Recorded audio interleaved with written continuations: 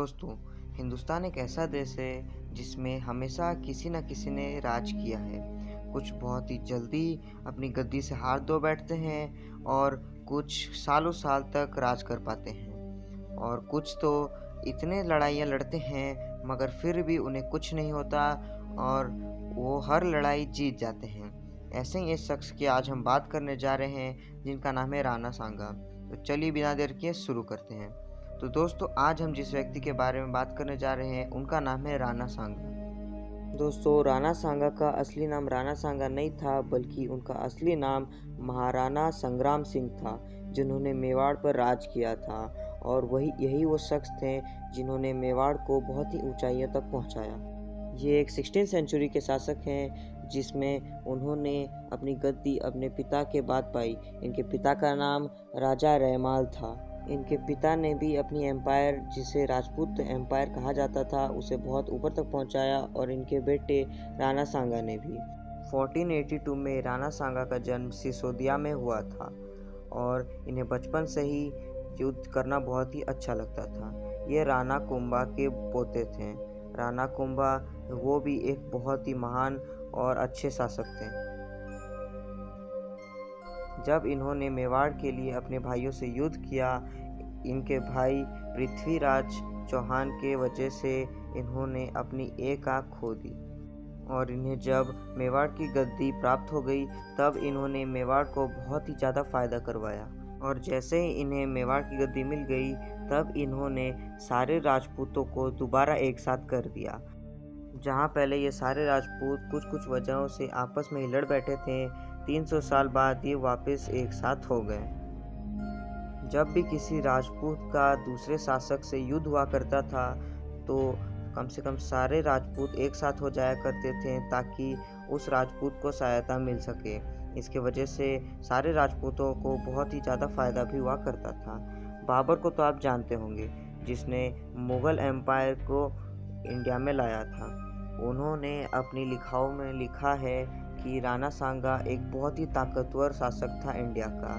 जब बाबर ने एक बार इंडिया पे अटैक किया था 8000 घोड़ों के साथ और 7 कम से कम बहुत ही ऊंचे ओहदेदार के साथ और 500 लड़ाई हाथियों के साथ, तब वहीं पर राणा सांगा के पास 1 लाख की फौज थी।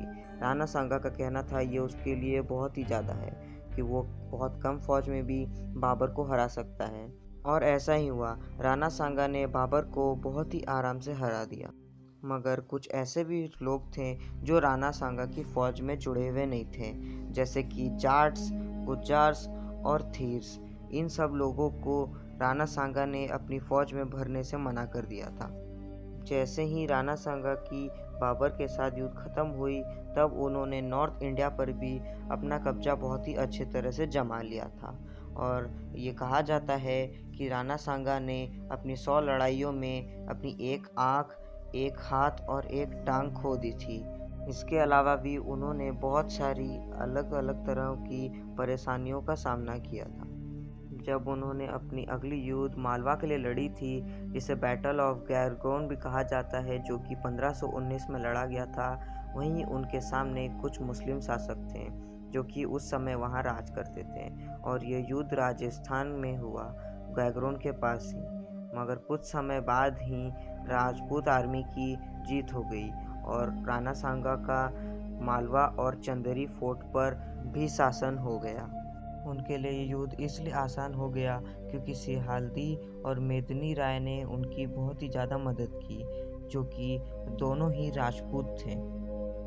मेदिनी राय ने चंदेरी को अपना कैपिटल बनाया और वो राणा सांगा की एक बहुत ही भरोसेमंद औरत हो गई। इस युद्ध में मुस्लिम राणा सांगा की आर्मी के सामने ज़्यादा देर तक नहीं टिक पाई और इस युद्ध में उन मुस्लिमों की बहुत ही ज़्यादा संख्या से फौज ख़त्म हो गई। कुछ उनके खास आदमी भी ख़त्म हो गए, जैसे कि असफ खान और उनके बेटे और बहुत ही अहम हिस्सेदार आदमी। और असफ खान को भी बहुत ही मुश्किल से बचा लिया गया।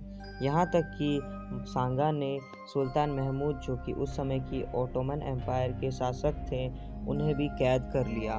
मगर उन्होंने महमूद को ज़्यादा समय के लिए कैद में नहीं रखा और उन्होंने कुछ समय बाद ही उन्हें छोड़ दिया। और अब जब राणा सांगा मालवा पर जीत हासिल कर चुके थे तो उन्होंने जिजिया टैक्स भी हटा दिया, जो कि एक टैक्स हुआ करता था जिसे मुस्लिमों को हिंदुओं से लेना होता था।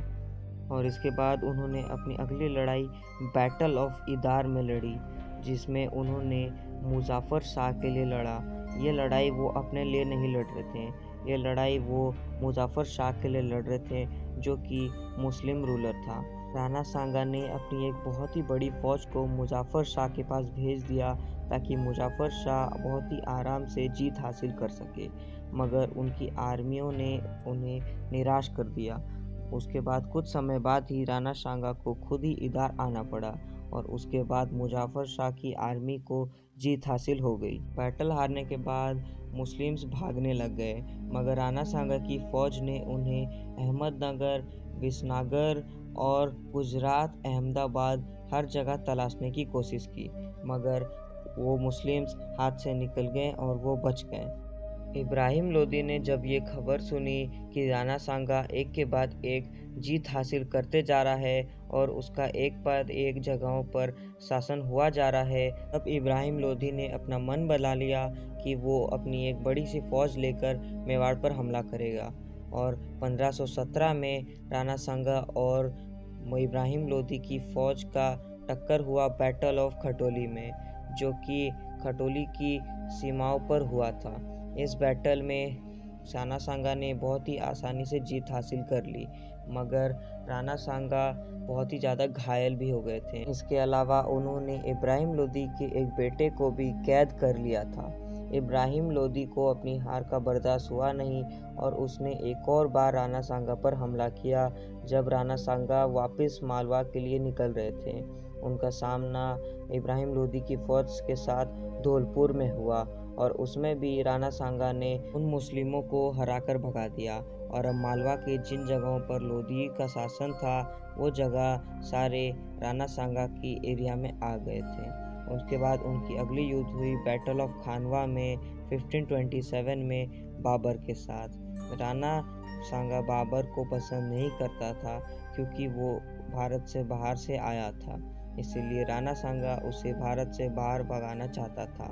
और जब राणा सांगा ने देखा कि बाबर दिल्ली और आगरा पे अपना कब्जा कर चुका है, तब उन्होंने कुछ अफ़गानियों के साथ मिलकर वो बैटल स्टार्ट कर दिया और ये कहा जाता है कि राणा सांगा वो युद्ध जीत गए। मगर 1528 30 जनवरी को राणा सांगा के कुछ भरोसेमंद आदमियों ने ही उन्हें मार डाला, क्योंकि अब वो बाबर की तरफ हो गए थे और राणा सांगा की मृत्यु चित्तौड़ में हो गई और यहीं पर एक महान और बहुत ही अच्छे शासक का मृत्यु हो गया। तो दोस्तों, आशा करते हैं आपको ये वीडियो पसंद आई होगी।